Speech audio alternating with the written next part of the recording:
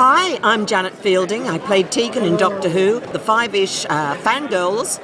Have a good time.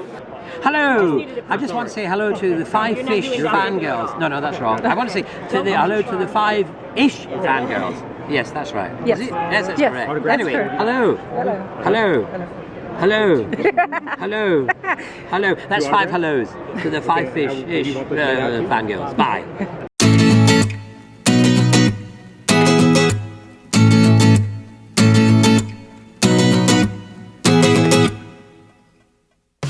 The tangents and squee continue all the way to episode number 34 of the Fiveish Fangirls podcast. I know my value. Anyone else's opinion doesn't matter. Welcome everyone to this week's episode of the Fiveish Fangirls podcast. Let's start off like we do every week by going around the virtual table and see who has joined us this week. This is Brittany from Pios. This is Chrissy in Salt Lake City. This is Holly from Wisconsin. This is Mitch in Kitchener, Ontario. And this is Rachel in Indianapolis, Indiana. Hello everyone. We're not Fiveish this week. Yay! Yay! We're actually 5. Yay! Yes, my voice is back. And my internet's back. That's always a good thing. We have a full compendium of squee this week. Yes. Which is good because we've got a long news list. Yeah, after the last couple weeks being light on the news has come back with a bit, and this isn't even everything. So check our Facebook for the other stuff. There was some stuff that we had to vote on, vote by committee, and say, we can't talk about this week. Anyway, very cherry picked. So first item up on the news is DuckTales reboot is coming out in 2017. If you are of a certain age and you remember this as being, I believe this was probably the first animated Disney cartoon show. I said animated and cartoon. I was redundant. Anyway, I think this was the first, animated show that Disney did, solely for being on TV. I don't know what I'm saying. Someone else can. All I know is I got the theme song playing in my head. I'm all DuckTales. Woo! Every day I can say it, DuckTales. Woo! There was one with Chip and Dale. Rescue Rangers. There was Gummy Bears. Gargoyles was one of them. Oh my gosh! But DuckTales is the one that started it. There was that whole Disney afternoon. Oh yes. Sort of thing, and I remember coming home watching that after school, and love it. So DuckTales is coming back. It's a big old Disney magazines that went along with it. Yep. All I knew is there was part of me that was always like, I want to go swimming through piles of money like Scrooge McDuck, and at the same time I'm like, you know what, all those coins probably hurt. I never thought of the coins hurting until I was older, and somebody pointed that out to me, and I was like, I don't care. It's piles of money. It's piles of money. I'm gonna go swim in it. Yep. So So I'm excited for this because I miss my childhood. I miss this stuff. I mean, this is my childhood, and it's gonna be awesome. It's like give us more of this than SpongeBob any day. Oh yeah, so please, I'm so done with SpongeBob. But DuckTales is gonna be new. DuckTales, woo! But it says, I didn't know this. I'm just kind of looking over the article. Is that the original DuckTales is currently available on Watch Disney Channel, which is an app that allows consumers to watch on tablets, phones, blah blah blah, and all that stuff. But so we're getting new DuckTales, so we'll see how it kind of holds up. Now, this initial news is kind of yay and awesome. I also had this thought because when they started because I grew up on those old Mickey Mouse, Donald Duck, Goofy cartoon shorts that they produced, decades ago. I mean, we had VHS tapes of all those old school, Goofy, Humphrey the Bear. Humphrey the Bear, oh yeah. And then, so when Disney started doing new new versions of those kind of short cartoons. I was like, oh, cool, they're doing those again, but they were like so different, and I'm like, I miss the original. So I'm kind of hoping that the reboot stays true to the original, but and has the spirit of it and doesn't try to, I don't know what I'm trying to say, like modernize it. List. I mean, looks like it. We can only hope, because I mean, these characters, like in the parks, are extremely popular. Like, you see Donald Duck in the parks, obviously, because he's one of the Fab Five. But anytime that you can catch like Scrooge McDuck or like Launchpad is one that you rarely see out in the park. So when he comes out, people go crazy. Awesome. I love Launchpad. And I was watching on YouTube Black Nerd Comedy. It's Andre. He's the guy who runs that, and he was talking about this, and he was saying that just kind of speculating, theorizing, not saying anything for sure, but like, wouldn't it be cool if they could use this as a backdoor reboot for Darkwing Duck even, and have Launchpad, DuckTales, and Darkwing Duck, and kind of make that its all big universe sort of a thing. And there was some other stuff that he was speculating about, like, ooh, that'd be awesome. So I forgot about anyway, Darkwing. so this is I love Darkwing Duck. So anyway, so there's that news. DuckTales is coming back. And it's going to be really cool and awesome and super sweet. Yes. So, and then just real quick, also last Disney thing on the news. Well, this also I didn't mean it's last thing. It's the next thing on the news list. This is Disney related. The trailer for Frozen Fever was released. It is because they're doing the Frozen short before Cinderella, when Cinderella comes out in it is March when this. Yeah, in a couple of weeks. So that's gonna be the short cartoon before Cinderella. So there's it's a really cute trailer. They're getting ready for Anna's birthday, and Olaf is like sampling the cake, and Elsa goes, well, that's Anna's birthday cake, and then he looks all guilty, so he takes the cake out of his mouth and sticks it back in the cake, which is kind of gross, but it's kind of it's Olaf. He doesn't have germs. Snowmen don't have germs. Yeah, he's a snowman. I was like, what, you eat snow, don't you? Yeah. Come on. So anyway, so that trailer's there, and it's like, it's a trailer advertising Frozen and also Cinderella. So I think I said this several episodes ago about Cinderella, I think, or maybe I was talking to somebody else. Even if I'm looking forward to Cinderella. I think it's going to be a good movie. What I've seen and heard so far is it's supposed to be really good. Yeah. But even if it bombs, at least we got a Frozen short out of this, so I'm happy.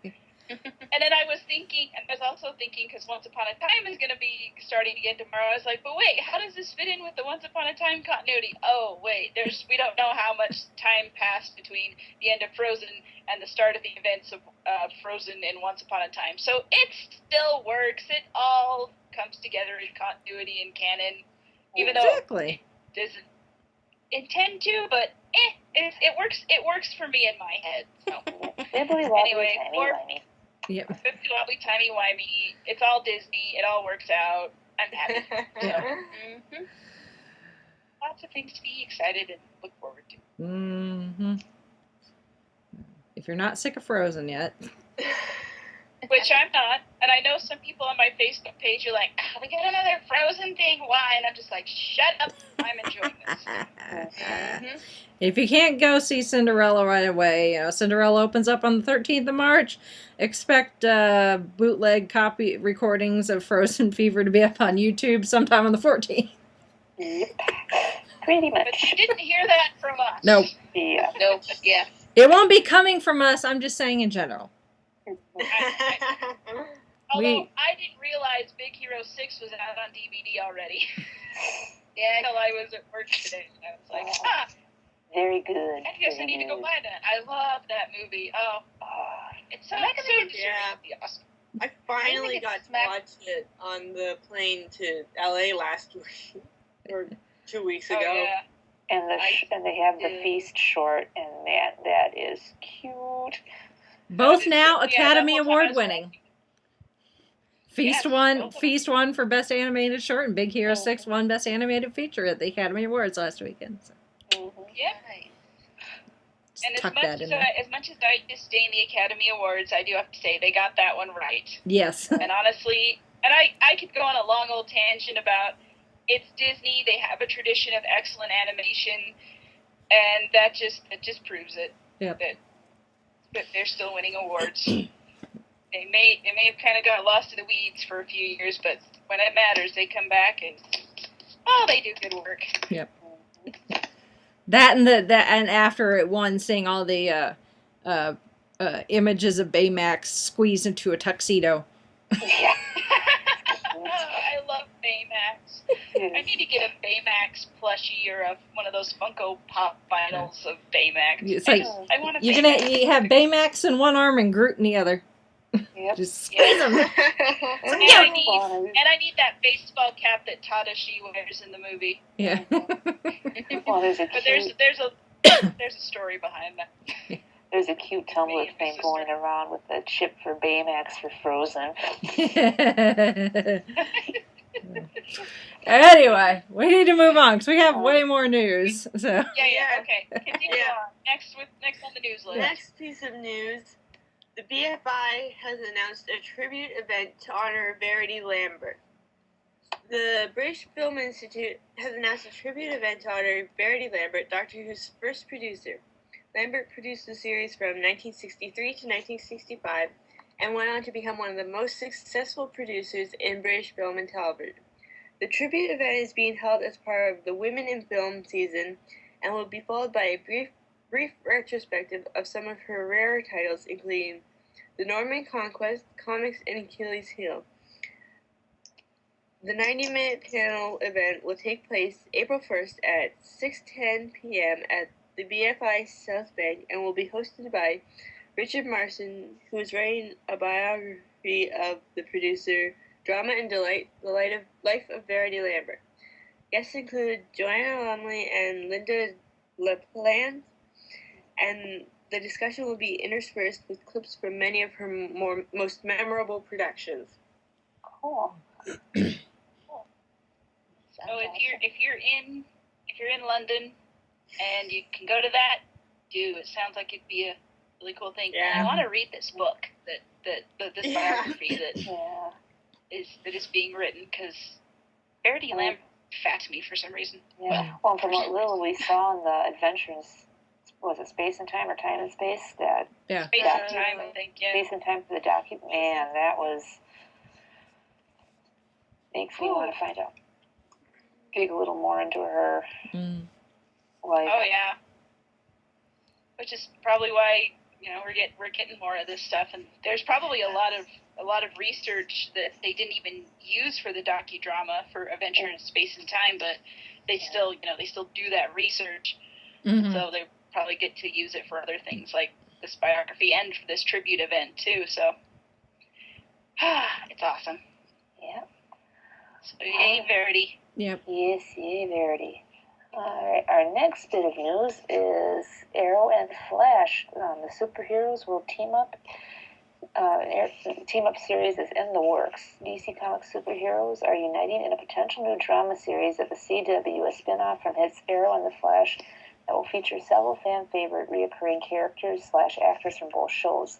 The entitled project, now in development, is described as a superhero team-up show with Brandon Routh, Arrow's Ray Palmer / The Atom, Victor Garber, Flash's Dr. Martin Stein, Wentworth Miller, Flash villain Lord Snartz / Captain Cold will reprise their popular DC comic characters.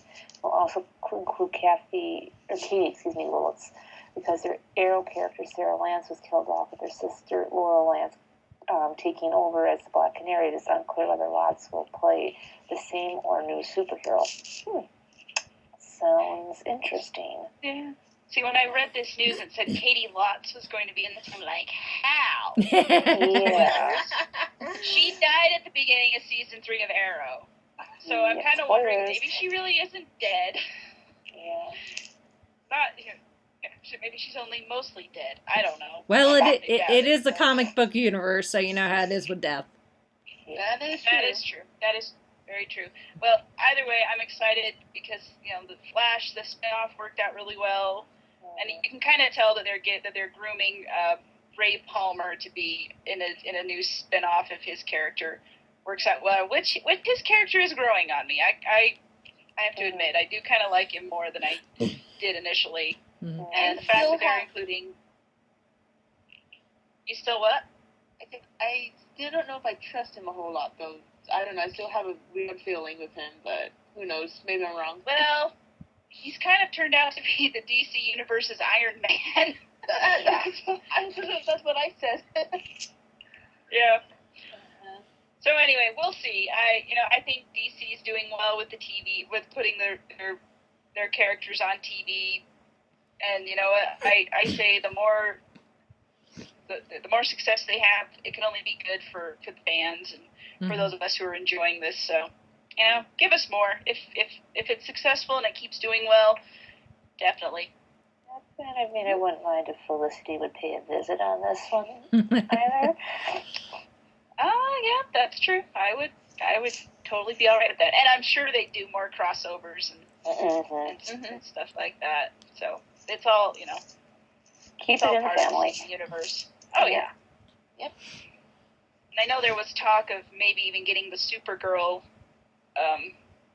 series kind of in that mix, too, because CBS and the CW are under that same umbrella, kind of, like, with ownership. I don't know how it all works. Like, the CW is part CBS and part Warner Brothers, I think, or something like that. Anyway, it's all backdoor business stuff that I'm not privy to, but I've just heard bits and pieces of it. So that could happen, possibly, maybe, but it's not as likely. But it's an interesting line of inquiry, anyway. Alrighty.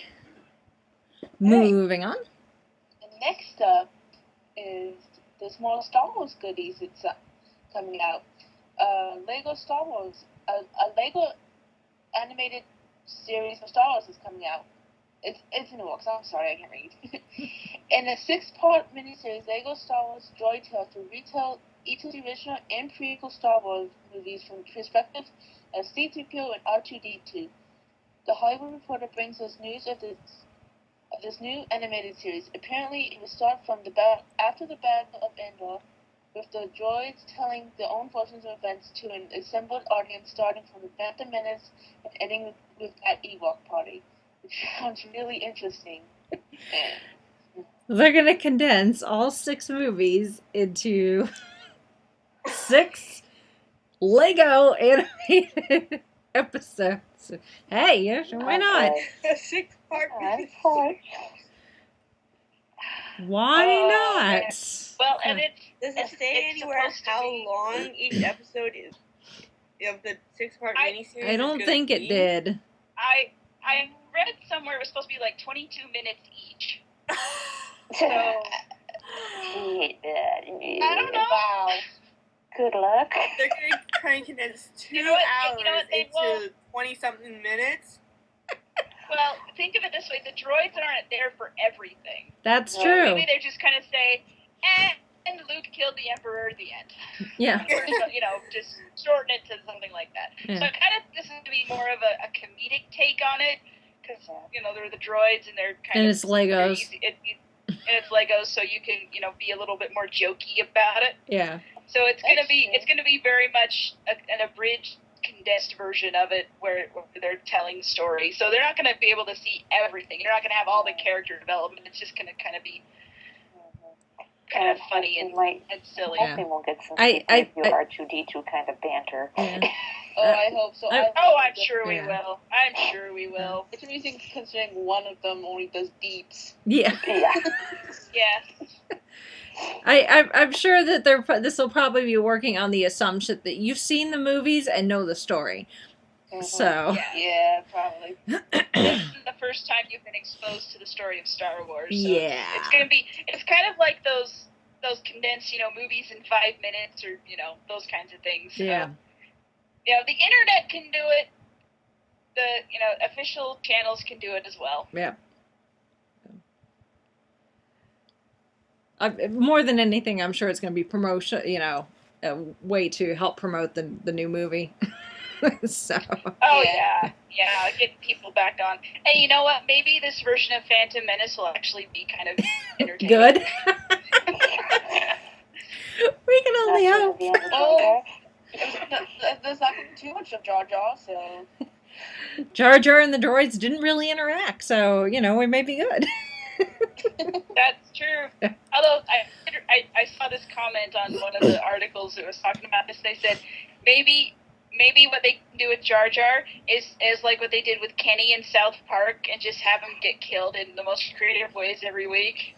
And I've never watched South Park, but I'm like, okay, that sounds funny. Oh. Alrighty. Well, moving on here, and unfortunately we're going to bring the mood down a little bit. So we've been kind of dragging our feet in getting to this point. So, first things first, we lost another person from the Doctor Who family. Designer Barry Newberry passed away on February 25th. He was a designer, and he worked on Marco Polo, the Aztecs, the Crusade, the Time Meddler, the Daleks' Master Plan, the Ark, and the Gunfighters for Hartnell's Doctor, as well as the Dominators. For Troughton, Doctor Who and the Silurians, and Pertwee's area, the Brain of Morbius, the Mask of Mandagora. I can never pronounce it.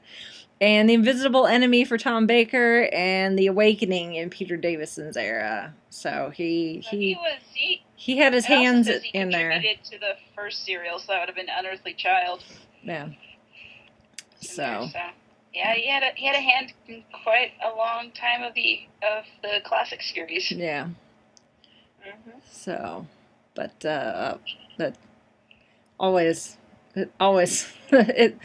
since Doctor Who is just one of our fandoms, one of our our major fandoms, it's always tough to look. But I mean, when you think about it started over 50 years ago, so the people that were there at the beginning are up there in years. So I mean, unfortunately, it's going to happen more often than not as time goes on. So, but our respects to his family and all of his loved ones that he left behind. It says he was born in 1927, so he was almost 90 years old. So he lived a nice long life, which is good. Yes. So our thoughts there, and then as much as we don't want to talk about this, unless you've been living under a rock for the last 24 hours, you have seen the multiple tributes and tweets and videos and shares and Tumblr posts, but the crying. Yeah, the crying. I'm getting sad just thinking about it. Yeah. We lost Leonard Nimoy from Star Trek yesterday. He's one of those celebrities I thought would just always be there. Yeah. How many times have I heard that in the last 24 hours? Yeah. He was just one of those guys that's like, he's going to go on forever. Yeah. He was in the hospital last week, and I'm like, I'm sure he'll be fine, but... Well, he had been admitted to the hospital, like, sometime last year, and he was in the hospital for, I think, a few days or a week or something, and they released him, and I remember seeing, like, TMZ footage or something of him being taken out in a wheelchair, being pushed out by, like, his daughter or somebody, and, he was like, I'm feeling, okay, and... I don't know if it was after that particular release from the hospital or sometime after that he made some sort of comment that said, because he died of pulmonary disease, lung disease, essentially, that he, at some point in the last couple of years, he said that taking up smoking was one of the worst decisions he's ever made. And that's ultimately what ended his life. 30 years ago is what he said. Yeah. But it was last April. He was invited to Salt Lake Comic-Con Fan X, and he wasn't able to go because of his health, but he did Skype in for a panel, and there's video floating around of that particular panel. So he was still doing appearances up until, you know, last year or just in the last little while. So, you know, it's just, oh man, this is just real gut wrenching. Like yesterday when the news hit, and I was working, so I'm on social media all day, doing all these different things, and my dad sent me a Facebook message with all these things, like, he's like, I'm so sad now about Leonard Nimoy, and I was like, I am too, and I'm not even really that much into Star Trek, but it's just like, I've been getting into it more recently, and I mean, how can you not love it? I've just recently watched his appearance on Next Gen. He's in this two-parter reunification, and then I had just recently watched those, and then I get the news he passed away. I'm like, Yeah. yeah. And it's just, it was awful. it's been bittersweet to see the outpouring of love and affection, just, you know, from fans in general, and then the people that, you know, actually knew him, you know, from one thing or obviously those that are still alive from the original Star Trek cast. You know, George Takei is really big on social media, so of course, you know, we heard from him, and then Shatner. I mean, I can't imagine what Bill is going through at the moment.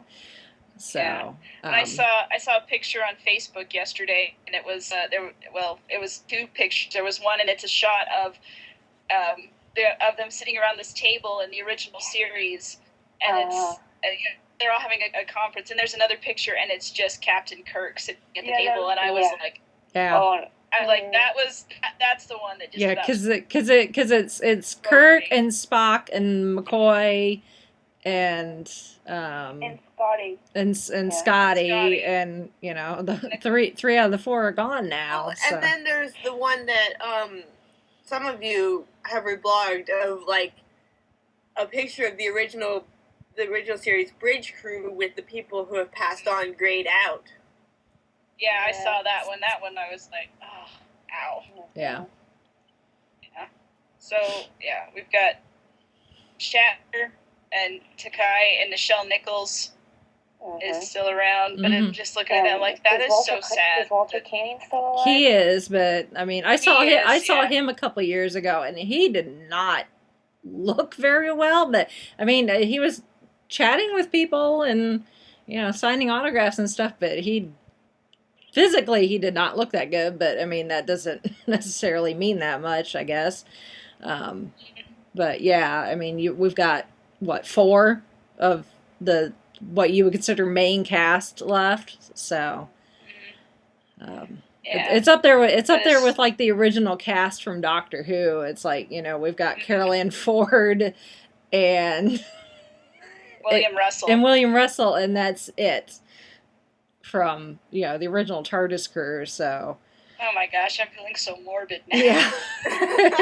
I know, it's like, you don't want to think about it, but it's you know, it's like it was good yesterday to see, like, on Twitter and everything, like, all these different people, like, people I would never have pegged as Star Trek fans or even that watch Star Trek, were all talking about Leonard Nimoy and just how much that they love Star Trek, or they loved his character, they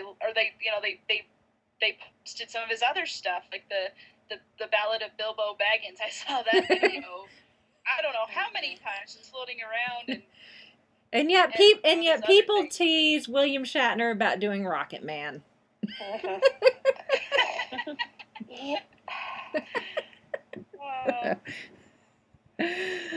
But yeah, and I was watching an episode of Star Trek, or the original series, on Hulu yesterday, and it was one that was Spock centric, and I was just like, like, it was just one I picked at random because I've been kind of not as faithfully as Mitch as you've been doing with your Star Trek rewatch, but I've just been kind of slowly poking my way through it, and it was the immunity syndrome, and I'm like, oh, this is a good episode. Oh crap, this is going to be about Spock, isn't it? And he almost, in that episode, he almost dies. Yeah. I was just like, man, I should have just watched The Wrath of Khan and got it over with. Yeah. The Wrath of Khan will never be the same for any of us ever again. So, and I saw that clip floating around. I don't know. Both of those clips. And that thing kind of reminds me that apparently William Shatner is not going to be able to make it to Leonard Nimoy's funeral, which is being held tomorrow. He's doing some work with the Red Cross, so it's for charity, and I'm sure that Leonard would probably tell him, it's for charity. Stay where you are. If it was just a convention appearance, I'm sure he'd drop that in. He dropped. And everybody at the convention would be like, "Go, you go." Yeah. So, Leonard Nimoy, you will be missed. Mm-hmm. You will be remembered. But man, what an impact on fandom and pop culture. Mm-hmm. Just entertainment in general. That everybody knows who he is, and everybody knows the character of Spock. Even if they never watched Star Trek, is that something else I've seen circulating in Tumblr is that apparently it's a Vulcan tradition to mourn the life only if the life was wasted. So we shouldn't be mourning his passing. We should be celebrating his life. And I think that's kind of the general feeling. We talk. His catchphrase is "Live long and prosper." And I've seen there was one on Facebook that said, "I don't want to dwell on it because he did live long and prosper, and he was one of the best." And I mean it is sad, and we all feel the loss deeply and profoundly. But at the same time, he was 83 years old. He lived a good life, and he did so many things, and he influenced so many people. Mm-hmm. Like NASA tweeted out about how a lot of people who are currently working at NASA got into it because of Star Trek and because of of the character. The International Space Station posted a picture on Instagram of one of the astronauts up there as the station was orbiting over Boston, which is where Leonard was from, and one of the astronauts was given the Vulcan salute through the window of the International Space Station. So. Besides acting, the producing, directing, Mm-hmm. 3 Men and a Baby, that was one of his projects. Yeah, that's true. Yeah, he did so much. Like people were talking about everything that he's done, that he's had a hand in, whether it's acting, directing, producing, whatever. And I mean, he did a lot of stuff, and it was really good stuff too. Mm-hmm. So definitely, like we are mourning, but we are also celebrating his life. Yeah, and it's a life worth celebrating, definitely. Yep. Oh, all right. Well, that's it for news. Now that we're all down in dumps. Yeah. Yes. No, I won't even attempt to quote from Wrath of Khan because I know I'll butcher it. So go watch the clip. You've heard it many times. Go watch the movie and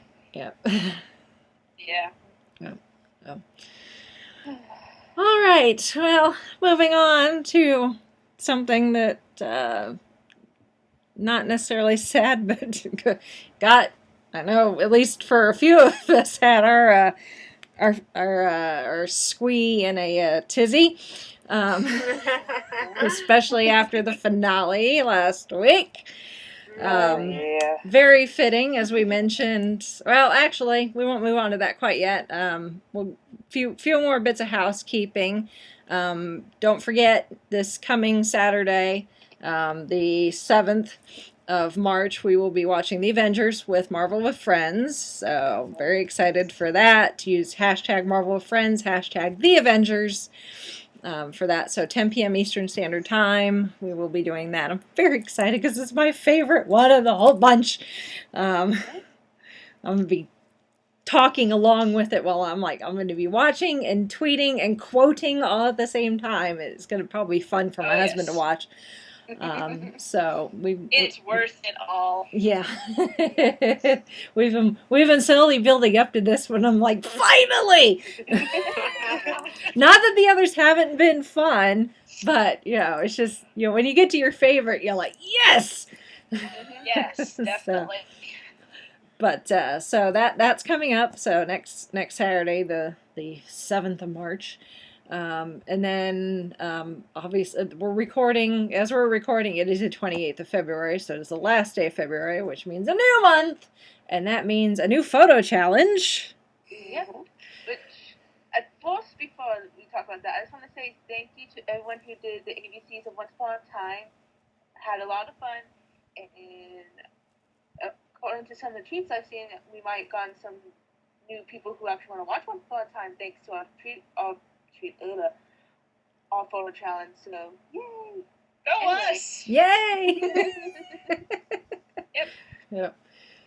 And I want to make special mention because real quick if I can, I want to make a special mention that my sister joined in on this one, and it meant a lot to me that she did, because Once Upon a Time's one of those things that we've kind of bonded over lately, and it's really kind of helped our relationship kind of be nice and happy and things. You're bonding over it.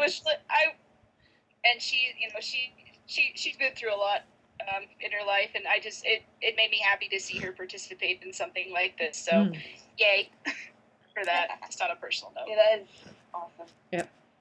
Anyway, well, as I just said, starting tomorrow is a new photo challenge, and it's the ABCs of the 90s, which it's going to be really fun and make me feel really old all at the same time. Indeed. I was like, you have to be. It's like I get to be nostalgic for the 90s, like my parents were when I was growing up for the 70s. I know. So weird. Anyway. I still think the 90s were like 10 years ago, so. I still think the 90s were 10 years ago, and I'm 24. And then I realize it's been, almost 20 years since I was a freshman in high school. Oh. Yeah. One's going to be a fun one because we all remember the 90s differently because we're all different ages. We all grew up in the 90s, but we all different ages. Yeah, so your interests and everything were different. So it'll be interesting to see what we all come up with, and pretty much anything goes. Like you like you posted on the blog, whether it's TV, actors, food, music. Mm-hmm. If it was popular in the 90s, go for it. Exactly. So, it'll be interesting. I started a mental list for each letter. I'm like, okay, what can I do? But I need to write everything down before I forget. So it'll make it easier for the next 26 days. So yes, but that should be fun. It should be quite fun to see what people come up with. So, and also new month means new book. Hopefully, Traveling the Vortex Book Club. It was tied, and now it's not, but... That can change. That can change. Voting goes through the 1st. So, the new book will either be announced later on the 1st or on the 2nd of March. Yeah. Yeah. So you have and this is in the Traveling the Vortex Doctor Who Book Club. Yeah, right. On Goodreads. Please go and vote, and if there is a tie, it will be decided by coin flip. As to which book will be read. Yep. So far, from the sound of things, we got one in the lead. So. But it is neck and neck. Yep. Alrighty then. So, new month, new challenges of all sorts. Oh, I can't believe tomorrow's March 1st. I'm glad that we have this stuff to look forward to because the Big Ten tournament's going to be starting downtown Indy here, and I'm like, oh, college basketball. It's going to be taking over, and I'm like, no, I don't. No. NBA, yes. College basketball, I just don't get the whole March Madness thing. So.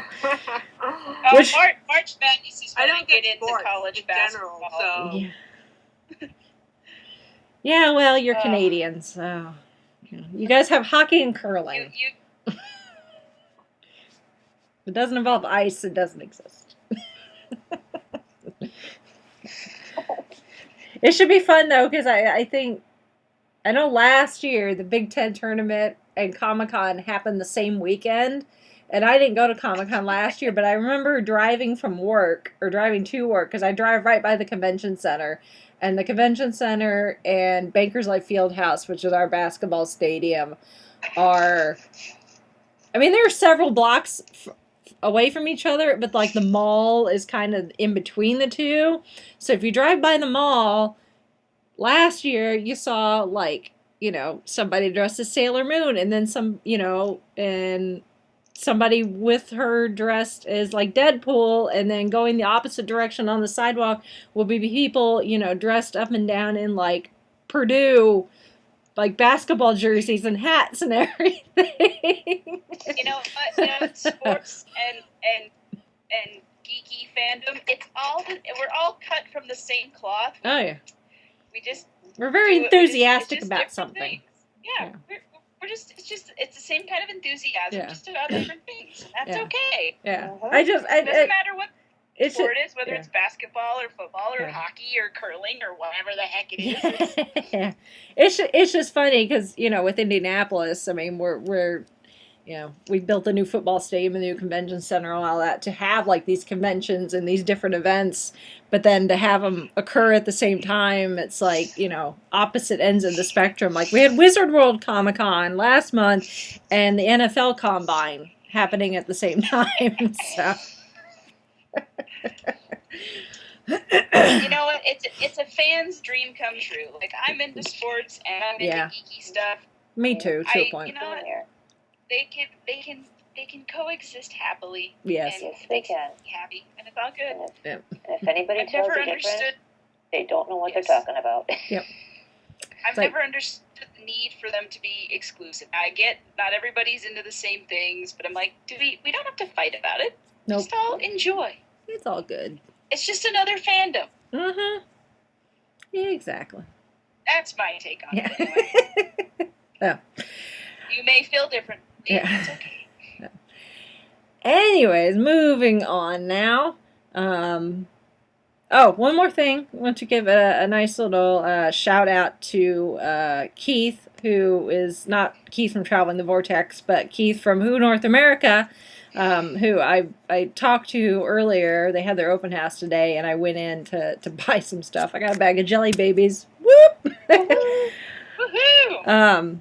But that's not all I bought. But it's like I didn't go all the way out there just for jelly babies, although it probably is worth it. But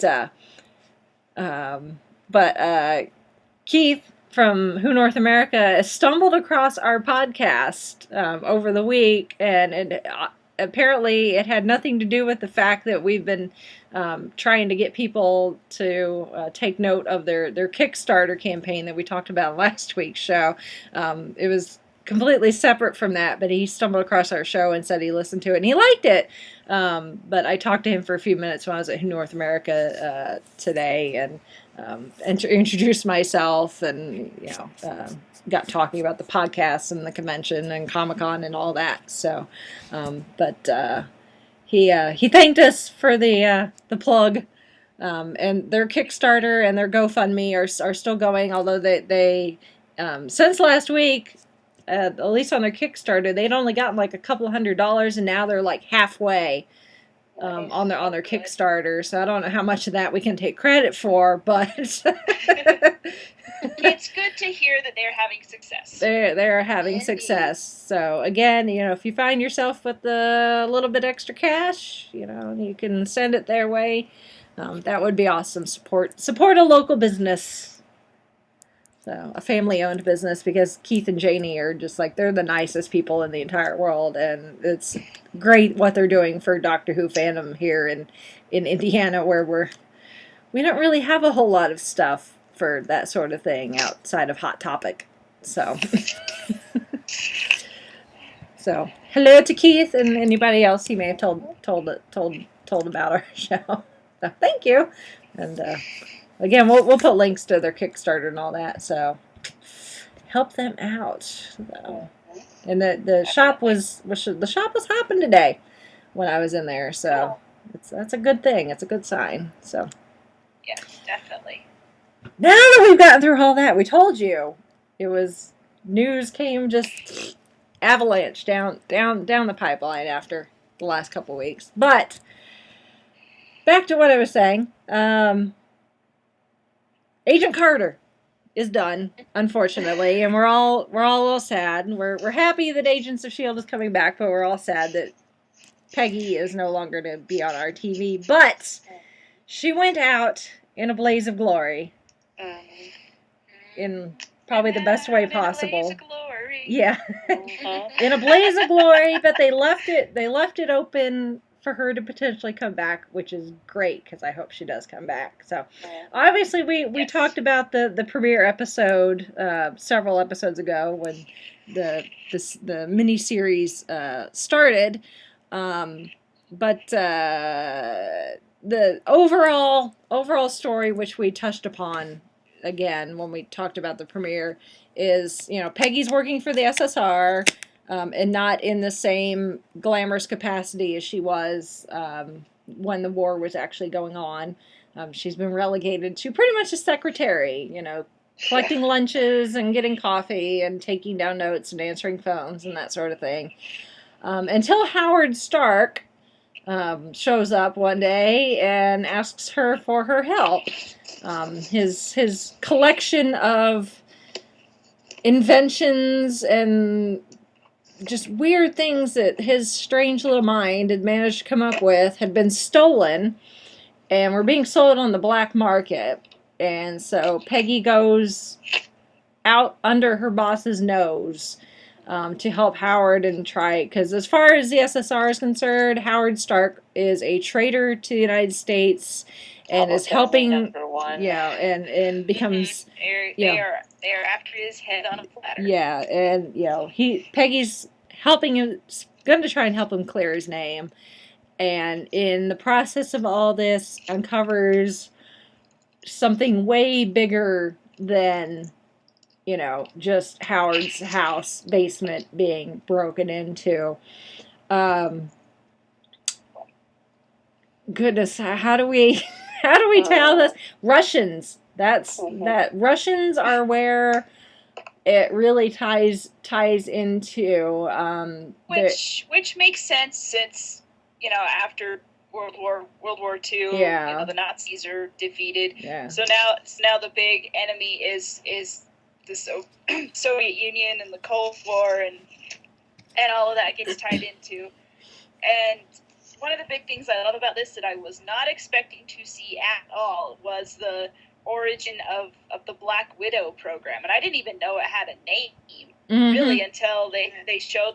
They had that one episode where they go to Russia and they find this facility where they've been training these girls to be assassins. And I don't remember if they actually said it in the episode that's what it was called. But I don't think online. Yeah, in the show they don't, but in the some of the articles and stuff, I think the producers and all that, said pretty much that yes, this is the same. Obviously not at the same time because this is the late 1940s, but the program continued beyond after Peggy and the gang discover it, that the program continues, and that's where Natasha Romanoff ends up getting her training. And it's actually quite fitting because we're going to be watching the Avengers, and she talks about how she when she goes looking for Banner, and she lures him out to the edge of town with the little girl, and he's like, your friend, is she a spy too? Do they all start that young? And Natasha's like, I did. And she's not kidding. And it's interesting. It's interesting because it's like you almost got the Black Widow origin movie without actually having to do the movie, which was kind of clever because but it showed like, okay, this is how this is where Natasha comes from, and so you kind of fill in those books on your own and where all that comes from. And I didn't know any of this, and I was like, this is really cool to see this, and I totally did not expect Agent Carter to deal with this at all. So for all the talk of this is like you had that one shot and this all comes before the one shot and all this stuff, they're like, okay, I already know how this is going to end. She's going to go off and start S.H.I.E.L.D. with Howard. No, we actually got a lot more story as it pertains to the Marvel universe as a whole. And I was really excited to see that, and really impressed by the way they did it. Yeah. Anyway, that was my thought. It was like, yeah. So, and it was really like Dottie, who is she comes off at first as like the sweet new best friend for Peggy, and then you find out, oh, she's a Black Widow operative. Oh my gosh. And you wouldn't even notice it because it shows how they train them to mimic accents and, you know, the way you walk and talk and do these different things and how to blend in, which explains why in Avengers and stuff, Natasha Romanoff doesn't sound Russian, even though she is Russian. Mm-hmm. Well, she says I'm Russian, or I was, when she's talking to Loki. Yeah.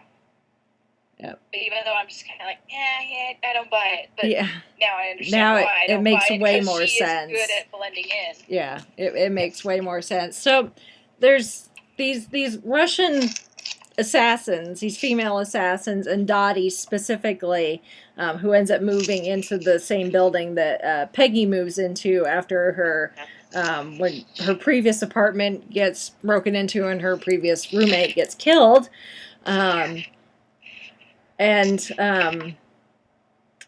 all ties into, we find out actually in the very last episode, and this whole trickle-down effect is it ties into during the war. Howard was commissioned to come up with various things for the troops to use to try to get a leg up on, you know, the enemy, on the Nazis and the Russians and all that. And he had been commissioned to come up with a drug, essentially, that would allow soldiers to stay up for days at a time, so that they could, you know, be on patrol and, I guess, you know, travel long distances and that sort of thing.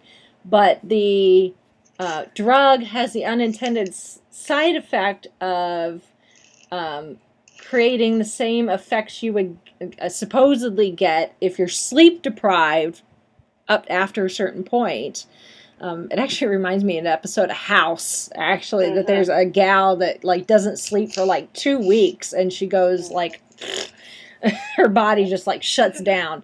But instead of just keeping these guys awake, like they had like 20 cups of coffee, they go nuts and end up going on a murderous rampage. And when Howard realizes this, he tries to convince, you know, the military not to use it, and ends up dumping it on a Russian base, and all the Russians, which in the general's mind, that was a good thing, because eliminate the enemy without any casualties of our own men.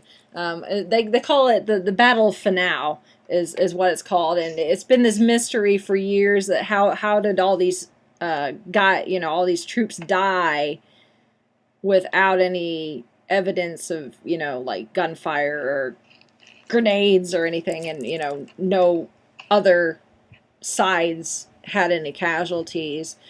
But in the process of this incident in Fanau, Russian, like, psychologist, doctor, he's a whack job is really what he is, but I guess his brother died in the battle, and he decides he wants to get revenge on Howard for his brother's death, which, you know, that's the way these stories always end up, is somebody died and somebody wants revenge. But so he killed whoever and prepare to die. Exactly. So so he creates this whole, like, plot to try and discredit Howard and get revenge on his brother's death, and it involves bringing in one of the Black Widow operatives undercover, and then the doctor ends up getting himself imprisoned in Russia, and through Peggy's search of all of Howard's devices that got stolen, she ends up recovering a good chunk of them with Jarvis's help in one fell swoop. But still not, Howard's still on the loose as far as the SSR is concerned. But they after some of the SSR guys getting killed, and them discovering these other guys that are Russian as well, that turn out they end up being people that they weren't.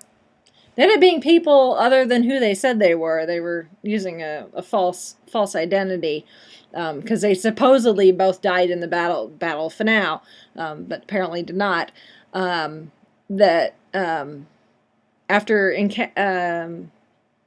unencrypting a message from Leviathan, which is this organization that supposedly has it out, that Howard was supposedly working with and selling his stuff to, but we know he's really not, but the SSR thinks that. They end up going to Russia, which is actually one of my favorite episodes because we get the 107th. The Howling Commandos make an appearance. So, that was just a good episode all the way around. Mm-hmm. So, any time we can get the 107th on the screen is always a good thing. So,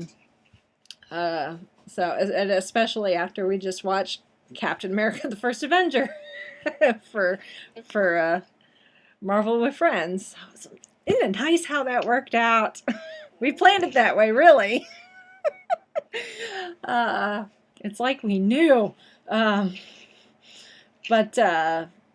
with the help of the Howling Commandos, they discovered the base where they're doing the brainwashing with the Russian girls, and they end up getting attacked by this girl that's probably like 11 or 12, and she kicks their butt. She kind of makes Natasha Romanoff look like an amateur. A little bit. Because this girl does not care. She's out for blood and is not taking any prisoners whatsoever. Well, if you see how the training program, they have to fight each other and sometimes kill each other, and they do it. Like, there is no questions asked. There's no mercy. Mm-hmm. Yeah, none. Like there's one scene where they show them, and like the two girls are fighting, and one of them, I can't remember how exactly it goes, but like she surrenders and just says stop, and I'm done, and the instructor's standing over there, and she's like, well, finish her off, or something like that. I can't remember all the details, but it's just like, this program. She had her in a headlock, and the other girl had the one that surrendered in a headlock. It's like, and so the one with the girl in the headlock looks over at the instructor, and the instructor kind of nods and is like, yeah. Wow. Yeah. Wow. And you can imagine if she's got her in a headlock, what she did next. Yeah. Yep. So. Because this is on network TV, they kind of have to imply it. Yeah. You don't see it, but you know what happens. And these are young girls, like 10, 12, 11 years old. These aren't like even really teenagers yet. So. Yeah.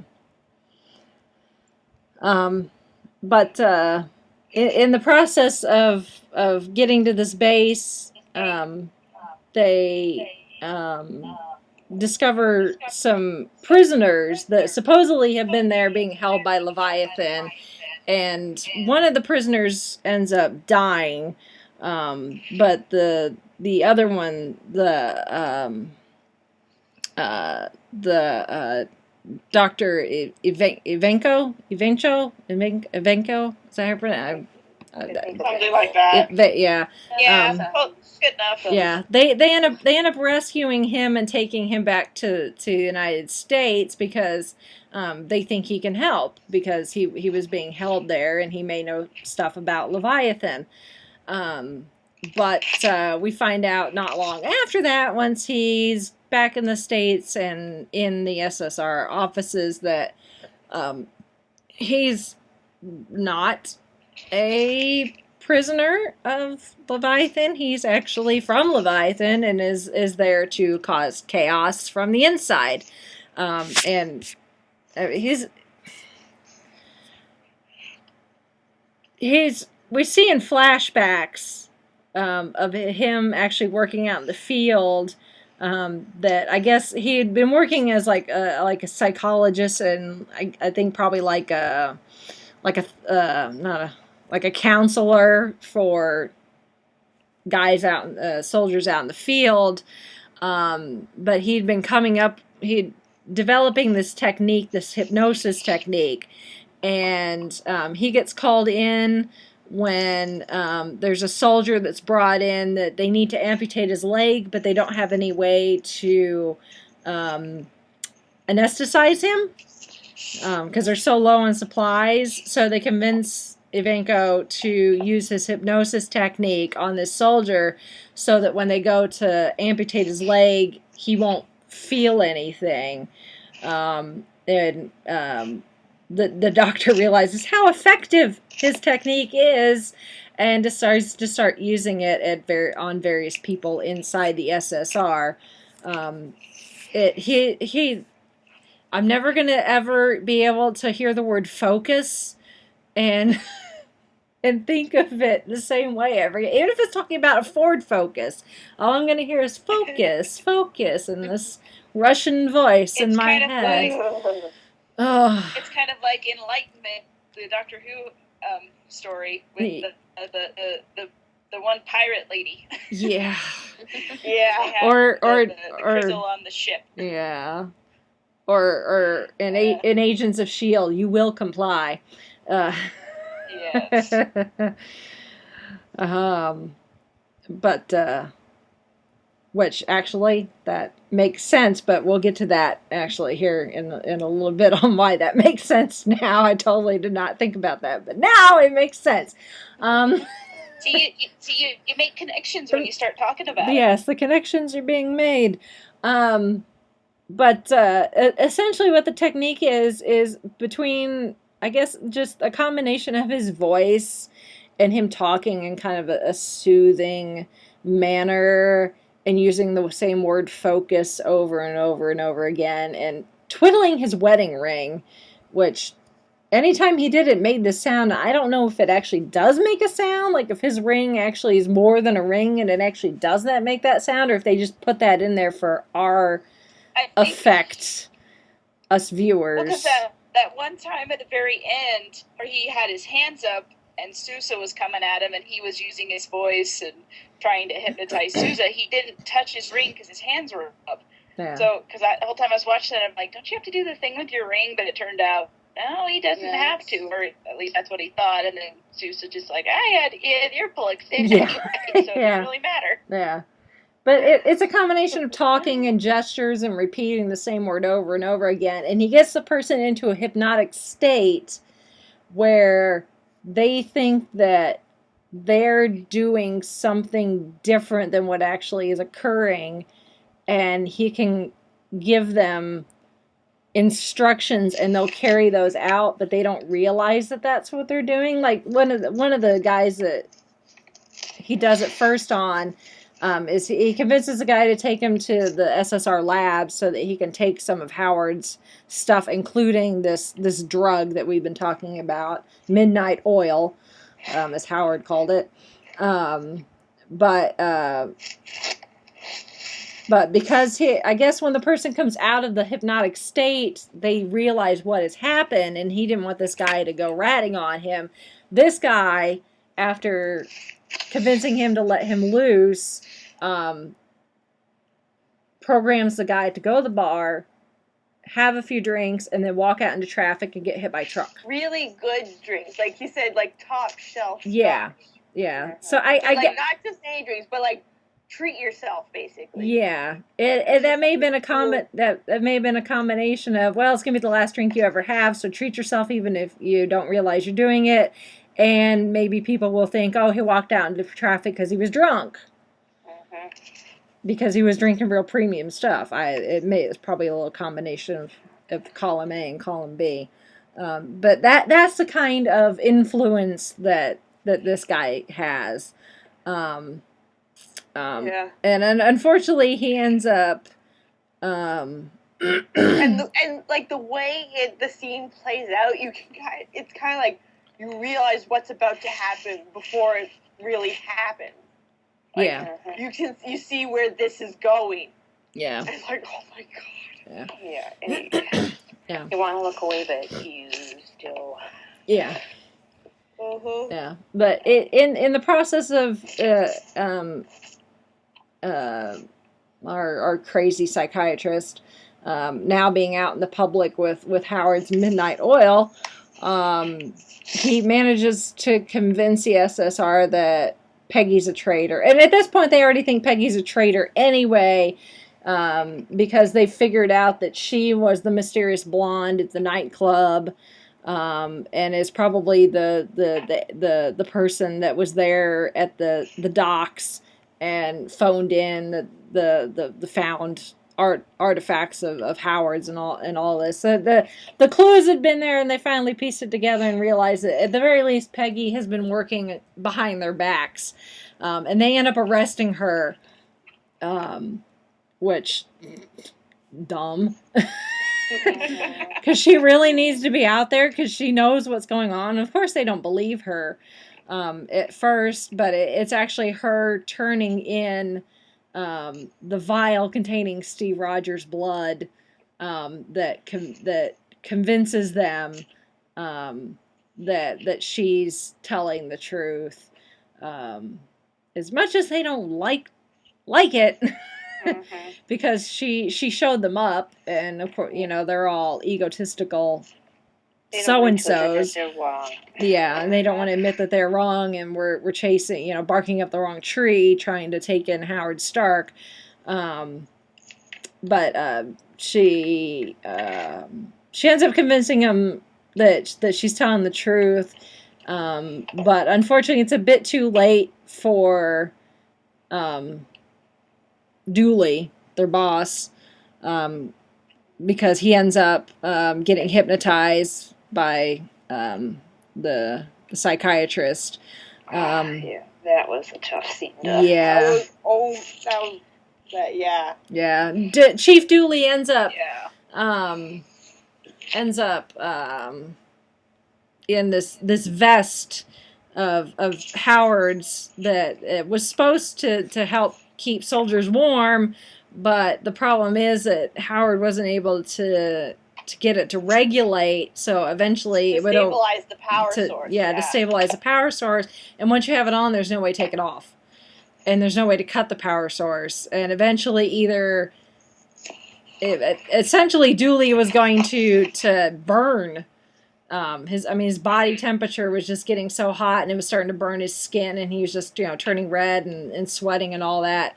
And he ends up sacrificing himself Well, he was going to die anyway. The question was whether he took the SSR off. Exactly, because it had the potential to explode, and therefore would have taken out the entire office along with him.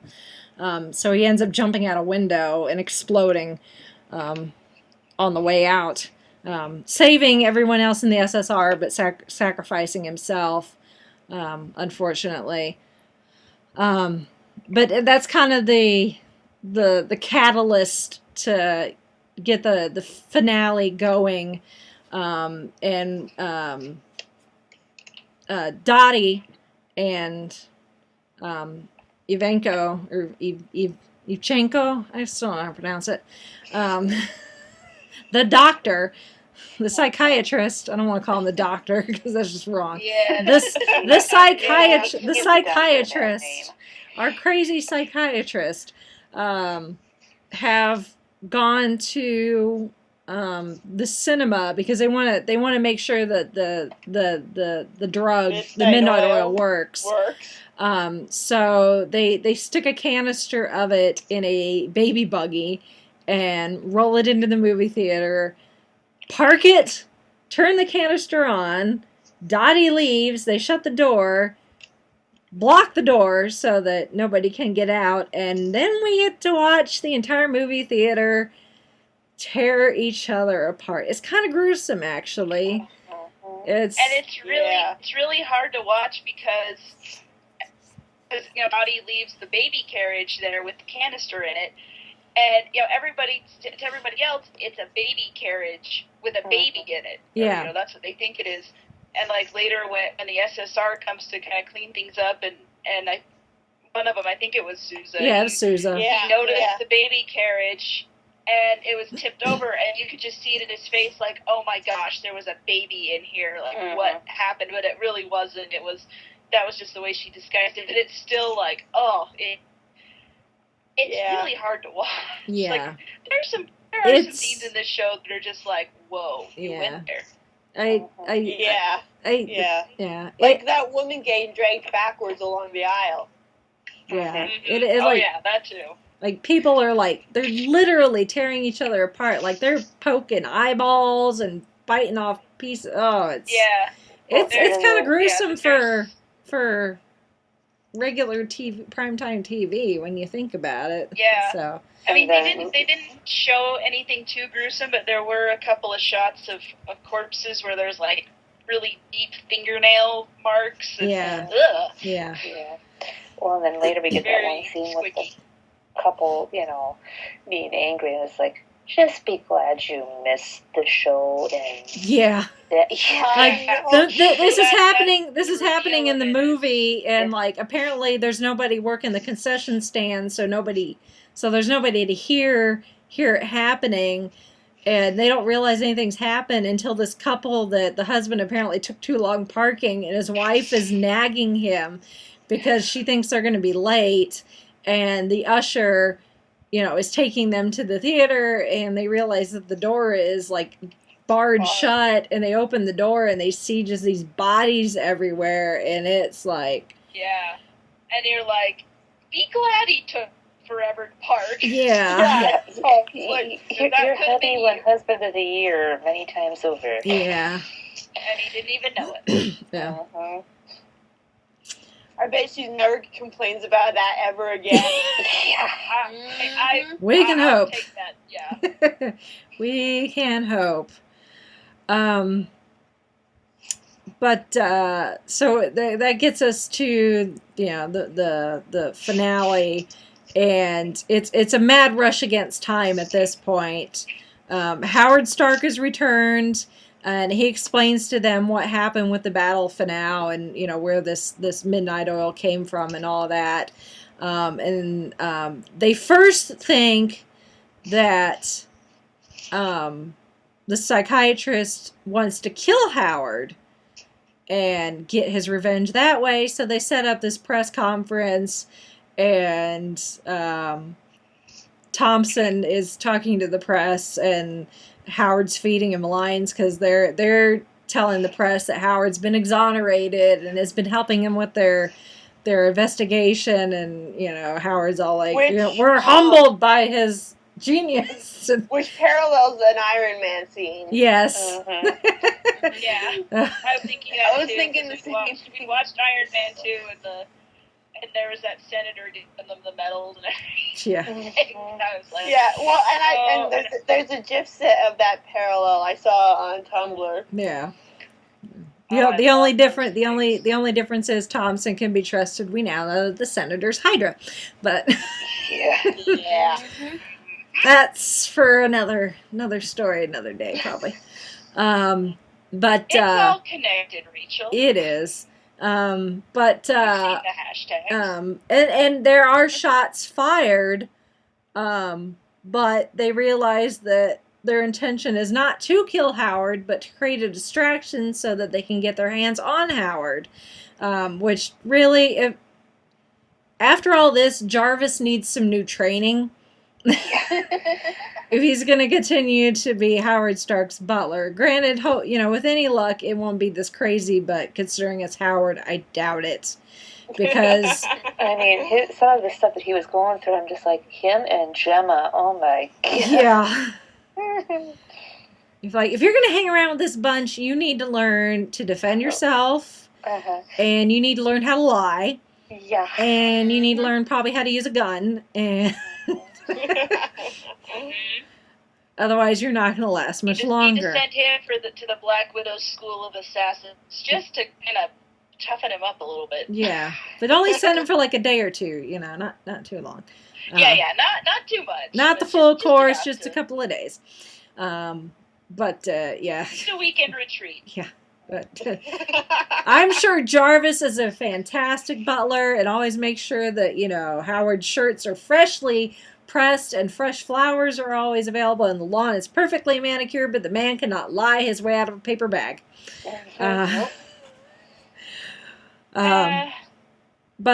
So Howard ends up getting taken to another vault of his where apparently he keeps his planes that the SSR did not know about. How many vaults does this guy have? As many as he needs. He's Howard Stark. There's vaults, and there was a hangar that they seized apparently with like planes and cars and whatever. Yeah. And then Jarvis told them about this second, larger hangar. Yeah. Where there's other planes and other modes of transportation. And our psychiatrist friend ends up hypnotizing Howard with the large quantity of midnight oil and convinces Howard, in Howard's hypnotic state, that they have found Captain America's plane in the Antarctic. And Howard thinks he's going to rescue Steve, which...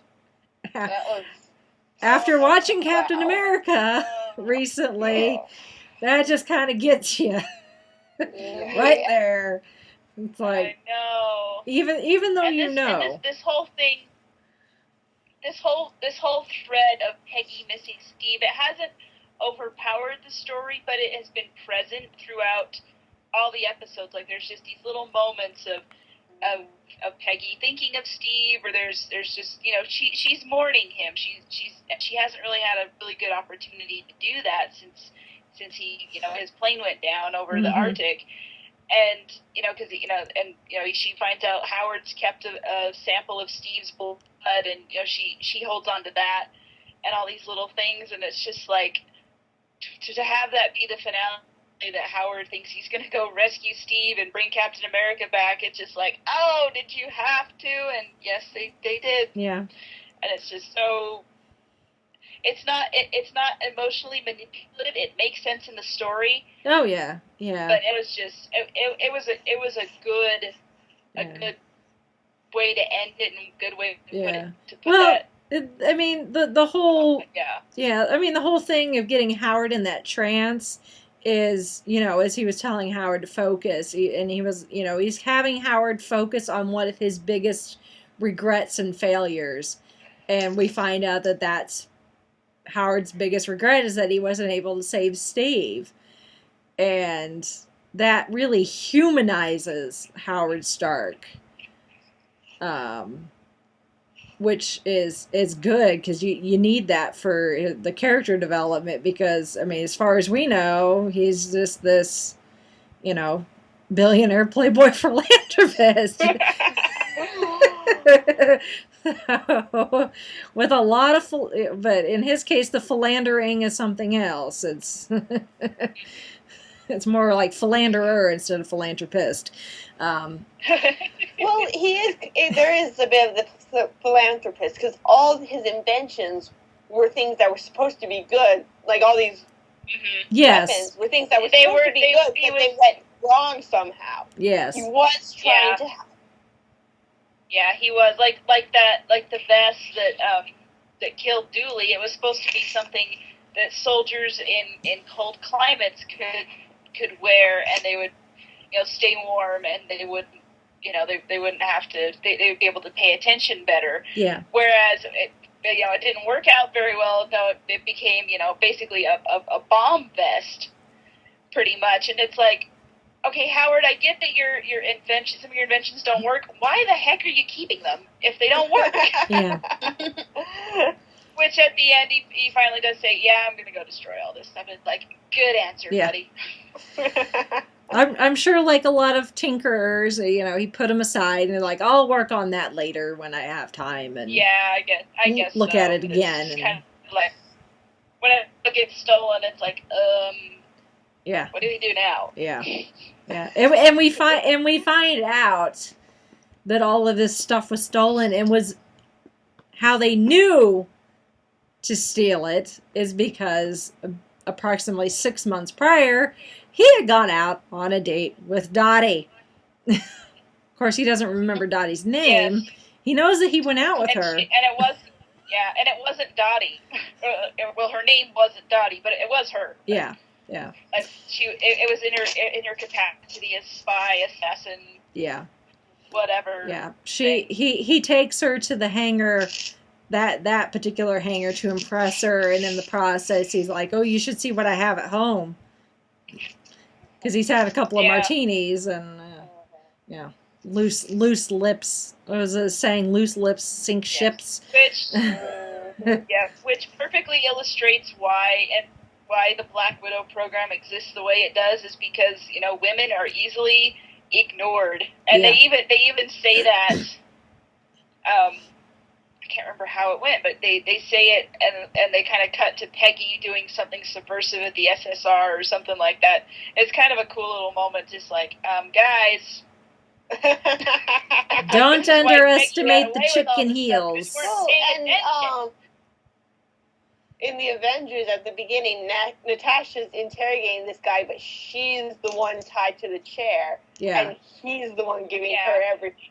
Yeah, all the info. Because she's manipulating his perception of her. Yes. And he's using that to interrogate him. Which works totally in her favor, and it's kind of it's a really cool manipulation technique that they use in the story. So I'm like, this is awesome. Do more of this. Yeah. not to kill people or to do evil things. Just I like this twisting around this trope a little bit. Yeah, subverting people's expectations of you. Yes. Yes. So Jarvis takes Peggy and Thompson and Sousa to this hangar, but at this point Howard's already taken off on the plane and is headed straight to the island of Manhattan to dump the midnight oil, over as many people as possible. And just bring up that it's VE Day, the first anniversary of VE Day. Yeah. Oh yes. And there's a bunch of people in Times Square. Yeah. And having Howard be responsible for potentially for the deaths of thousands and thousands of people, I guess, is better revenge than just killing Howard. And not just that it's his invention, but Howard is actually the one flying the plane over to dump this stuff out. Yes. So it's like, oh boy. Yeah. But it's like you wanted high stakes with this. Well, you got them. Yeah. So they get to the hangar, and Jarvis ends up taking one of the other planes with a gun to try and catch up with Howard. If they can't break the hypnosis, Jarvis will shoot Howard down if he needs to save all of Manhattan, essentially. And in the meantime, Peggy finally gets to have it out with Dottie. And we're like going, go Peggy. Mm-hmm. Mm-hmm. And we think that Peggy finally gets and Dottie gets her due, but we find out actually that she doesn't. But those Black Widow girls are very resilient. They're like a Rolex. They take a licking and keep on taking. Yeah. Like how much blood did Dottie lose, and she still walked out on her own power, we assume. Well, and it looked like she'd broken like a leg or something, or an arm, or like, because she ends up flying out of a window and landing on the wing of one of Howard's planes at like this weird angle, and you think for sure that she's a goner.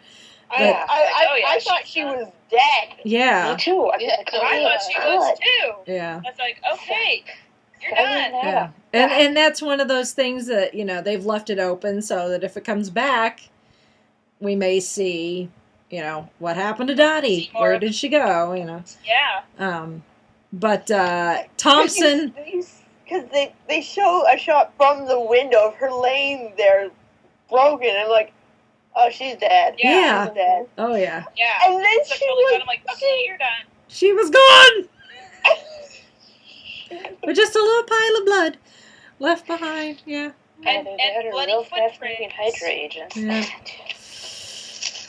Yeah, that too. Yeah. Jeez. But well, Peggy, after thinking that she's clocked Dottie's clock, she's on the radio trying to convince Howard that he's not doing what he thinks he's doing and try to break him out of his hypnosis. But Thompson and Sousa have cornered, or they think they've cornered our psychiatrist. The psychiatrist ends up knocking Thompson out. Which, smooth move, Thompson. You watch behind you. But our psychiatrist tries to start doing his thing on Sousa, and it kind of looks like it's working, even though he's not doing the wedding ring thing. He's still, you know, he's like, oh, you know, he tells Sousa to point his gun at Thompson. And he does. Yeah, as he's inching closer. Slows down, and he's acting like he's succumbing, hypnotized, and it's like, oh no, you did it, and then he turns his gun on the Russian dude and gives him a pop on the back of the head. Yeah. Yeah. So it was all a ruse just to get a little bit closer to him, and Sousa pops out these little earplugs, and he's like, "Did you say something? Was he saying something? Was he saying something? Yeah. Smart move, Sousa. Smart move. Gotta give the man some credit. He liked you for some reason. They've been saying, "Don't let him talk to you." Once they realize what he's capable of, they're like, "Don't let him talk to you." Yeah. And sort of gagging him. The best thing to do is plug your ears so that you can't hear what he's saying. Yeah. And then he thinks that he's getting the best of you, and then all of a sudden you're like, nope, pop you in the face. Yep. And you're done. Yep. Or in the back of the head, or whatever it was. Yep. So, but so that they've got him under arrest now. And they gagged him. Well, we'll get to that. But meanwhile, Peggy's on the radio. She's on one radio with Howard, just in tears, trying to break Howard out of this hypnosis. Like, Steve is gone. He's not coming back. You've got to turn your plane around. And meanwhile, Jarvis is on the other radio saying, I'm within range. Do you want me to take the shot? Well, we're not that far from the island. They need to shoot him down over water. Yeah. And Howard's getting closer and closer to land. The island. Yeah. Yes. But in between, Peggy's pleas and talking to Howard, she manages to convince him he snaps out of it enough for him to realize that he's not in the Antarctic, not rescuing Steve, and it comes back to the hangar, and he's talking to Jarvis. He's like, "Were you really gonna shoot me down?" And Jarvis is like, "Well, I thought that's what you'd want me to do." And Howard's all like, "Okay, from here on out, you're not allowed to harm me, no matter what." Under no circumstances. Under no circumstances are you gonna take a shot at me. Which I can't blame him for that, but Howard. Yeah, it's Howard. I adore Howard's. But Peggy goes back to the SSR, and everything pretty much goes back to the way it was, even though the guys at the SSR know what she did, and know what she's capable of. She doesn't end up really getting any. they acknowledge her, but she doesn't get any acknowledge- public acknowledgement. Thompson ends up Yeah, getting because the senator. Taking the credit. yeah, the credit from the president. Yeah, well, the senator comes in. He's like, "Oh yeah, Thompson. He was the big, and he's the senator's there, to make a big press appearance and look all important and crap like that." And Thompson has a moment where he kind of looks at Peggy, and you kind of see him thinking, "Okay, I really didn't do this," but he takes the credit anyway, and so now he's like going to be in charge of the SSR, and it's just like, you blankety blank so and so. Well, I think Thompson realizes that it may be as much as he respects Peggy for what she did, and he probably knows that she deserves all the credit for everything. He probably knows that publicly the public would not accept it. Yeah, that's true. I mean, so he knows that he has to take it. Even though he knows he doesn't deserve it, especially after Peggy literally saved his hide in Russia when he froze like a child who just spotted a spider on the floor. Yeah. And, wasn't able to tie his own shoe if his life depended on it. But unfortunately, it's a sign of the time, I think. And Sousa's about ready to go storming in there and defend Peggy's honor, and Peggy's all like, "No, it's not worth it." So, and Peggy even said, she's like, I know what my value is, and it doesn't matter what anybody else thinks. So, yeah, which I really like that they acknowledge that things take time to change, with attitudes and things like that, but you still kind of work at it, and you still do your best and do what you can, and you still recognize the things that you do, even if other people don't recognize it, and that's a powerful message, because you can think that are you chipping away at these old attitudes, these old prejudices, like, are you really doing anything? And it's like, well, do you believe what you're doing has value? Do you believe what you're doing is worth it? Do you believe you're worth it? And if you can answer yes to those questions, then what you're doing is worth it, and whether or not you see change or anything different in your lifetime, like that's up to society and history. But what you have control over is your own attitude toward what you're doing. And I thought that was a pretty powerful sentiment to end out on. Personally. Yeah. So, but Peggy doesn't. She does get some perks out of all of this. She and Angie get to move into Howard's penthouse. One of them. And Angie, you would have thought she had won the lotto. Oh yeah. So. Watching Angie go totally fangirl over everything, yes. Like she was all when she said, asked Jarvis where the phone was so she could call her, and Jarvis was like, we have one in every room, and her eyes just bugged out of her head, and I was like, oh my gosh, I love you.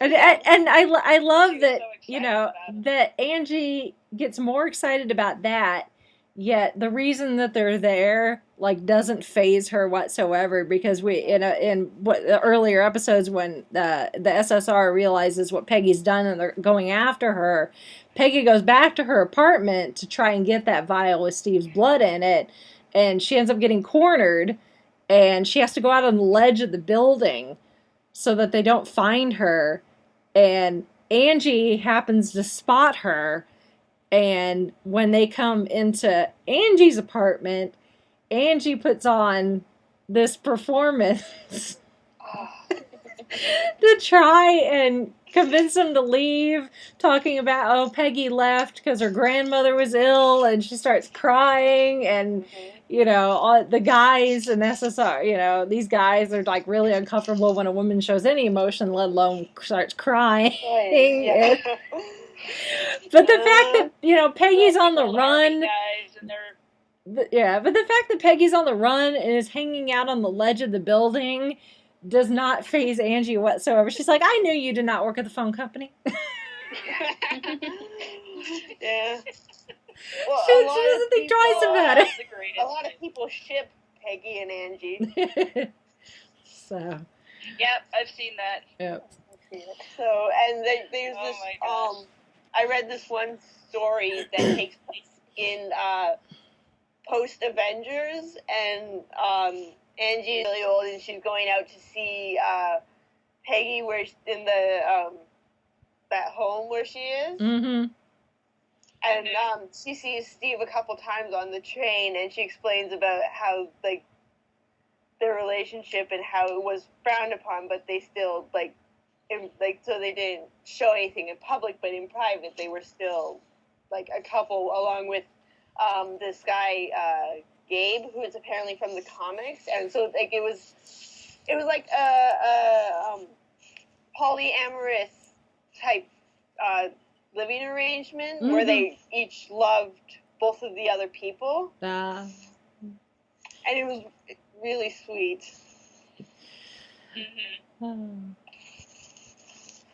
And she's describing all this. If it fits, you ship. Hey, that's why we covered it.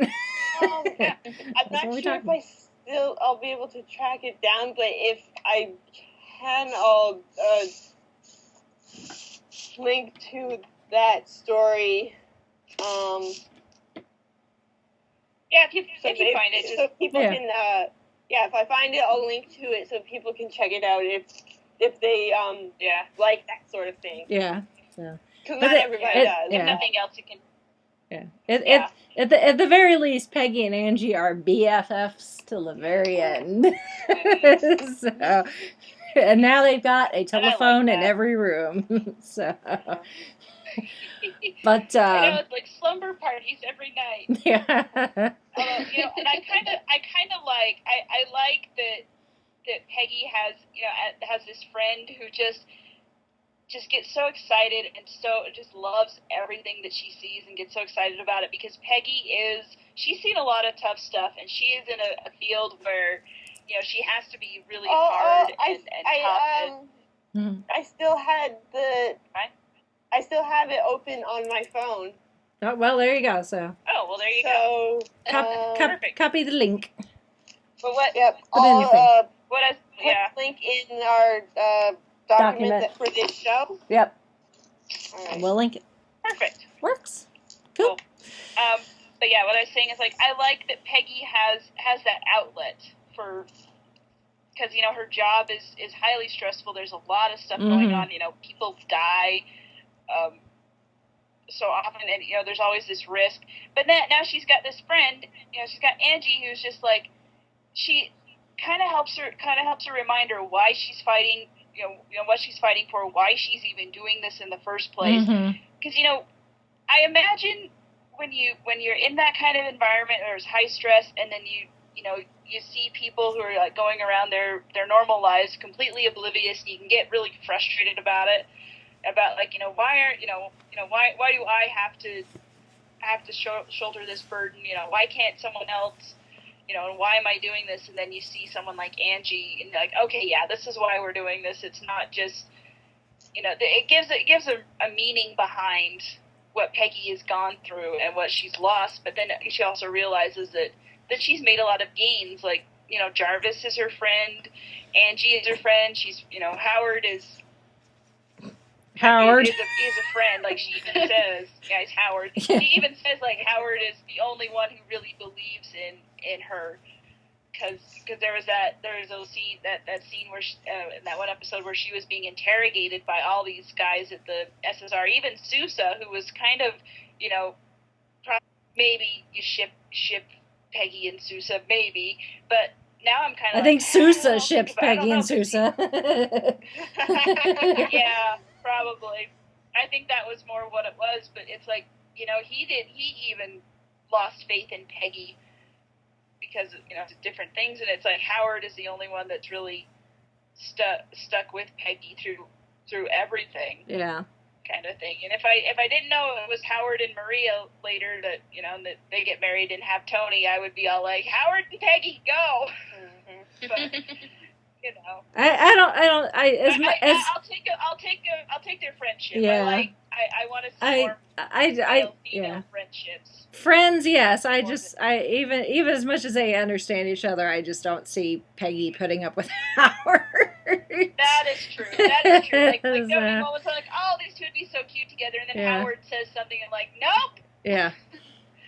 But we do know from the Winter Soldier that at some point Peggy does get married and at least has one kid, because her granddaughter is working, alongside Steve, although Steve doesn't know it right away. So they don't give her a name in the movie, but it's Sharon. Yeah. She's like Agent.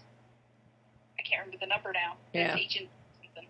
Yeah, but she's next door neighbor. It'd be interesting to see, if we supposedly we may get to see Peggy again in one of the upcoming Marvel films. Now that this is aired, that maybe Sousa is who Peggy ends up with, and maybe they'll do a name drop, and we'll be like, there we go, there's the connection.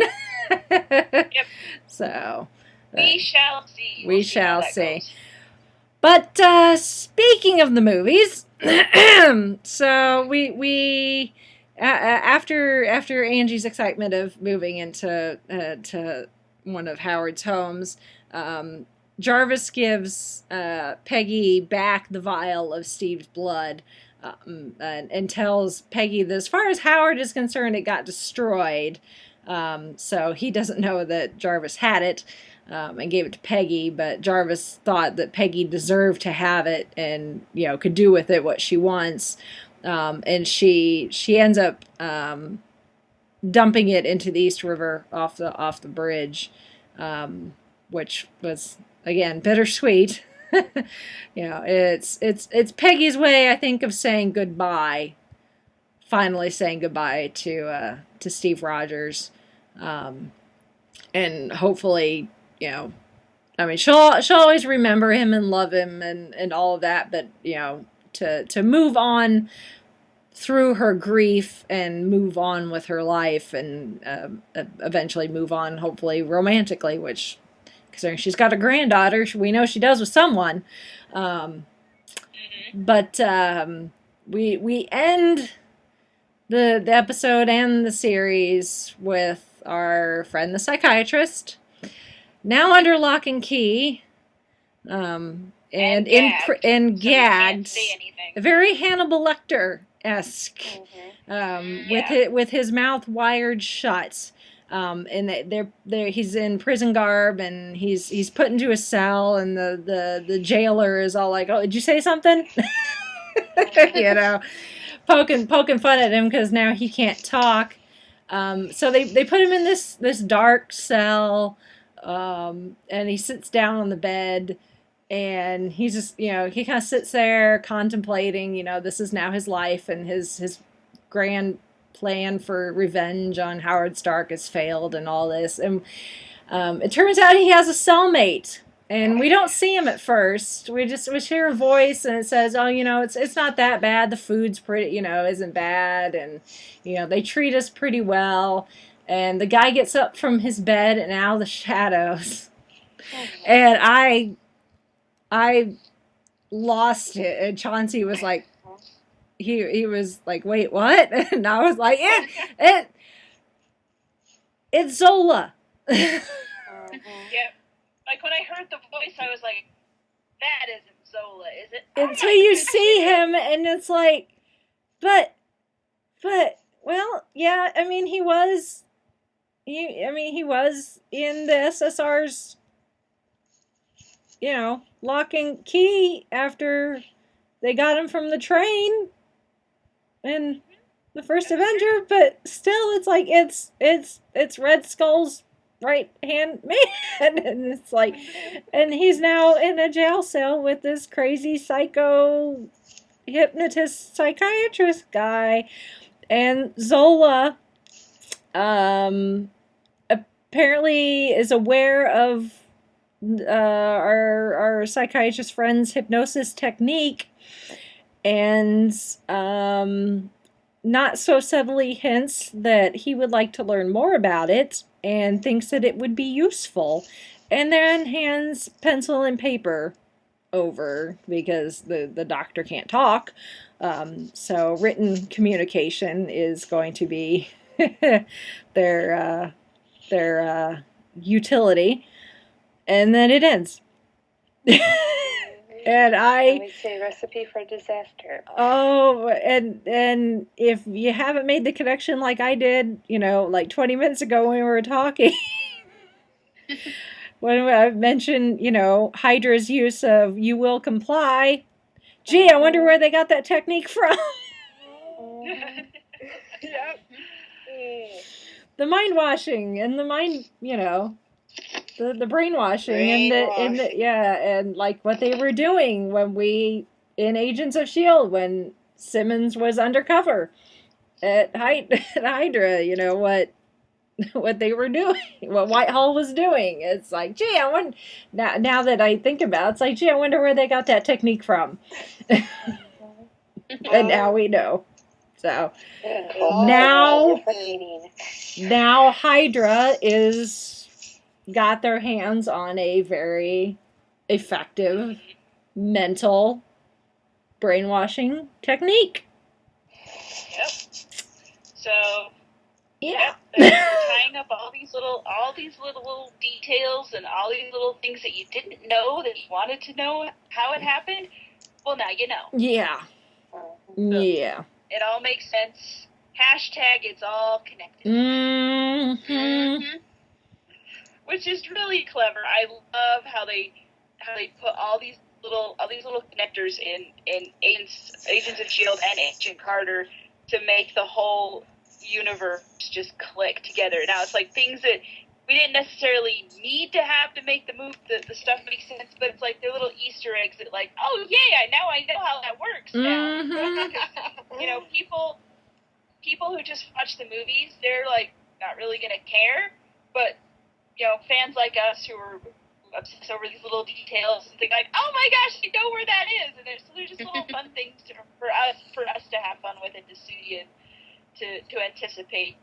So again, this is why Marvel is killing it at the movies and on TV and all these different things. This is why why this formula is working, because it's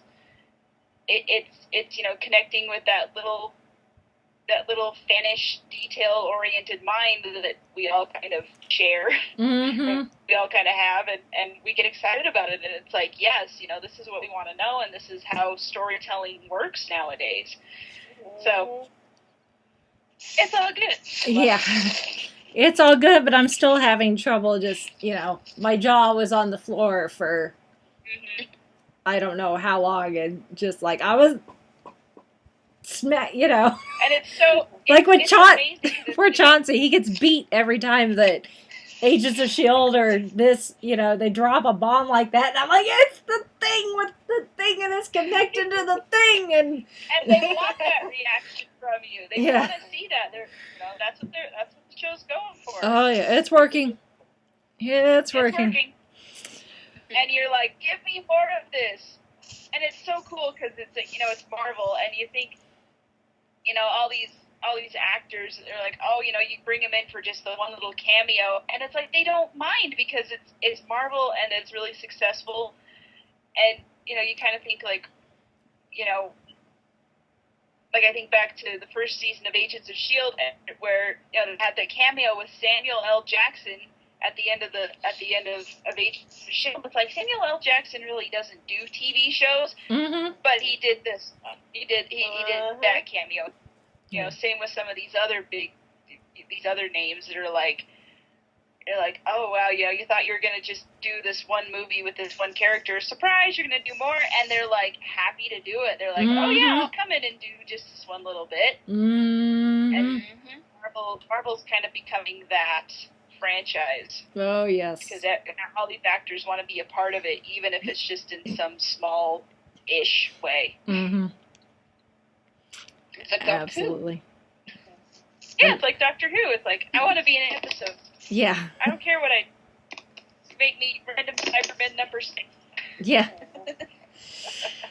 I will be in Doctor Cyberman Bob lost in the sewers. No. I just remember that was a story David Tennant something David Tennant did when Russell T Davies and Julie Gardner and they were all doing Casanova and David Tennant was he was in that and just like during the first season of when the first series of Doctor Who was being filmed and David Tennant knew what was going on and he was all like begging Julie and Russell to let him be just let me have a cameo in Doctor Who. Like, dude, hold your if he only knew. That's what I plan for him. So, but yeah,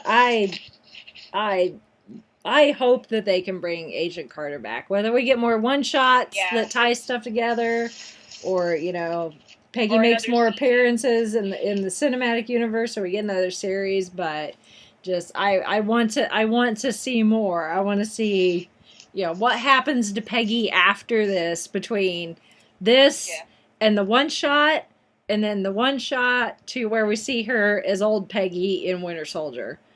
And they've already. I saw a couple interviews where they were talking to some of the writers and producers of the show, and they said, they've already got ideas for season 2. They just need to get the green light to go ahead and do it. And get renewed by ABC. So ABC, get on that. Yes. Yeah. I want season 2 of Agent Carter, even if it's a short little fill in the blank during hiatus sort of thing. Just like it was this one. Yeah. Fine. Yeah. Just like we just had now. It's like that works great. Nice little bridge. Yes. Yep. Little thing to tide us over while we're missing Agents of S.H.I.E.L.D. Yep. And it worked, because now Agents of S.H.I.E.L.D. is coming back. Yeah. Amazing. Perfectly, because we're having Agents of S.H.I.E.L.D. come back next Tuesday. Tuesday. This coming Tuesday. Mm-hmm. Less than 72 hours now from when we're recording. Super excited. So yay! We'll see. Anyway, we'll see how it's all connected, because it is. Yep. So. Give us more connections. We crave them. Yep. So continuity. So listen. Yeah. Continuity. Boom. Anyway. Yeah. So, listeners, if you have any ideas or thoughts on Agent Carter or anything else we've ever talked about, let us know. Send us in feedback.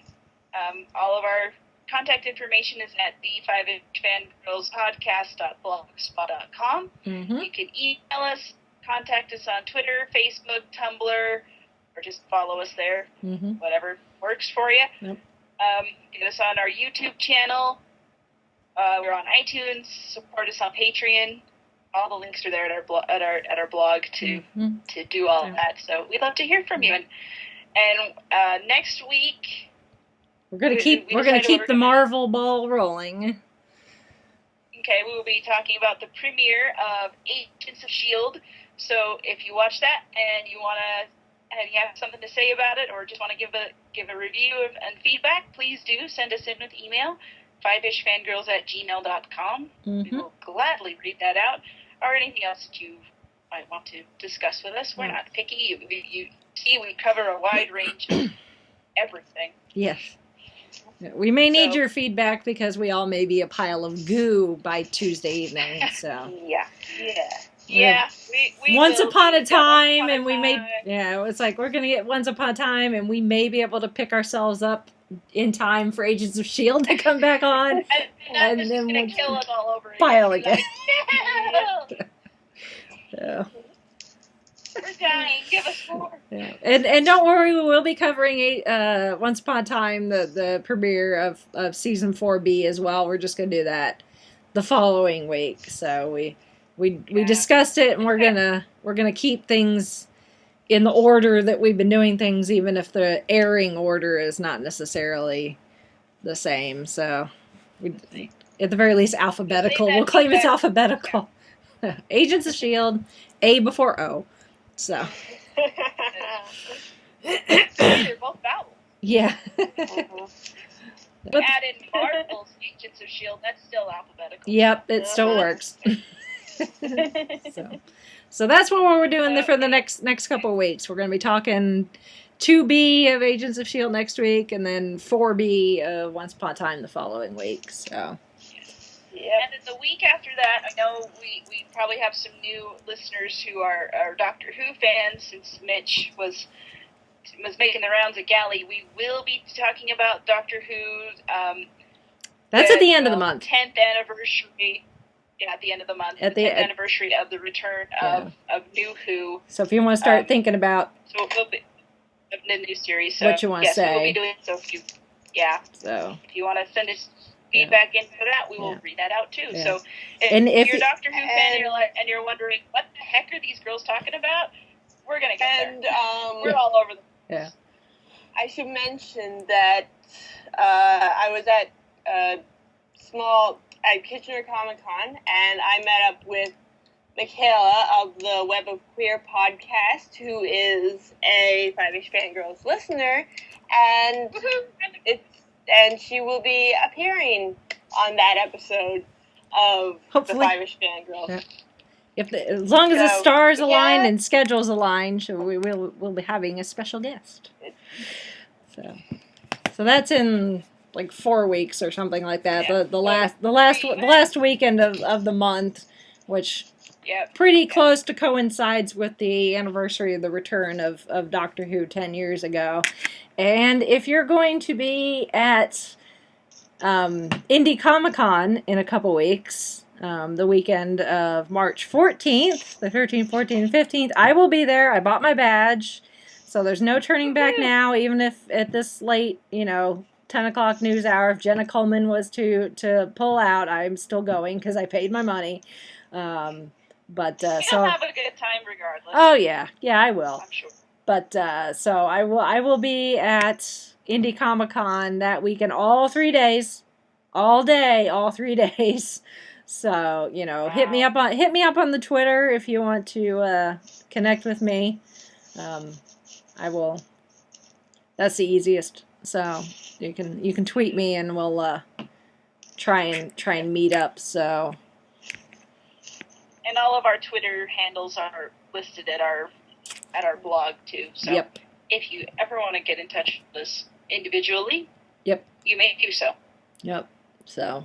Or if you just want to live vicariously through me, you can follow my Twitter and Instagram. So, no, probably not nearly as exciting as Galley, but Hey, any kind of convention that we can follow and kind of know what's going on. Yeah, it's better than a stick in the eye.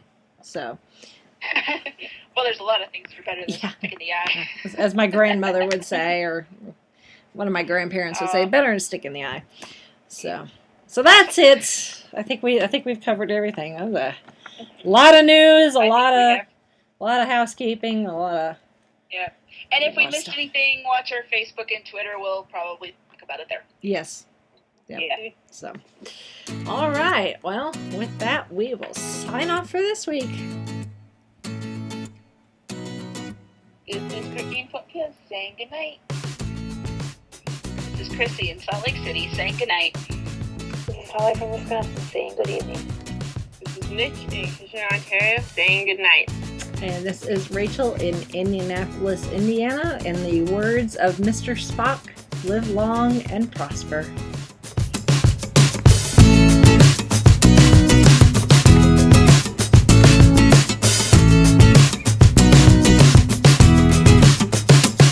You have been listening to the Fiveish Fangirls podcast. Any and all movies, books, games, and other forms of media mentioned are owned and operated by their respective copyright holders. No copyright infringement is intended or implied.